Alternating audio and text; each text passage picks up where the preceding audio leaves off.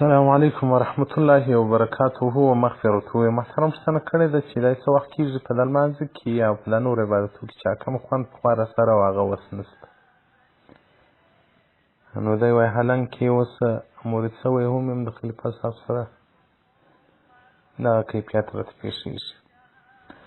محترمه د صحابي مبارک څخه روایت دی، هغه وایي زه ام سلمې رضی الله عنها مبارکې ته راغلم په مدینه منوره کې و بیني و بینها حجاب، زما او د دې په مابینځ کې پرده وله، خو دې ویل چې رسول الله صلی الله علیه وسلم مبارک به ډېره دعا ادا کوله، یا مقلب القلوب ثبت قلبي على دينك، یا ثبت قلبي على دينك. ای هغه ذات ته چې اوښتونکی د زړو نه ته اړه یې سره زما زړه ثابت که ستا پر دین باندې پر طاعت باندې.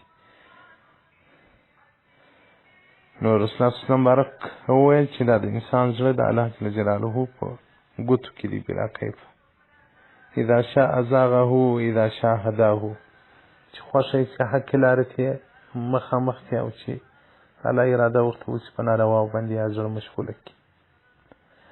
نو زړونه د الله جل جلاله په قدرت کې دي،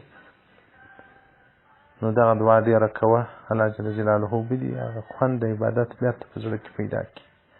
حدیث رقم 1250 باب نمبر 196 صفحه 14 یا کتاب دعا د امام طبراني رحمة الله علیه. او محترمو په دې شي باندې خوا مه بدوه، دغه تصوف کې طریقت کې بعضې مقامات دي چې یو د قبض مقام دی، یو د بسط. د قبض په مقام کې سړي باندې داسې خفګان و دقت وي په هغه عبادت کې ذایقه نشي پیدا کولی. هغه څو وجې وي، وجه دا وي چې هغه رحمت یا انوار قطع شي بس دی دیخ شي. وجه دا وي دا امتحان دی د الله جل جلاله.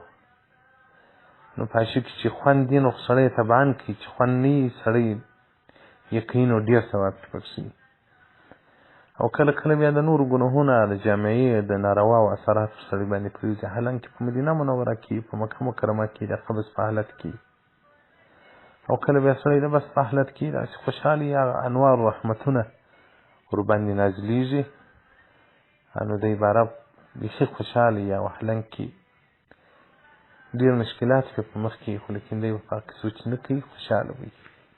نو دغه مقامات انشاءالله له دې څه وځي، هغه اذکار کوه چې خپل خلیفه او مرشد درته ښوولي دي، دوام وکړه انشاءالله الرحمن. دغه مقامات توی کړه، خپله به دې سترګې خلاصې شي، هغه یو مقام ته به پورته شي.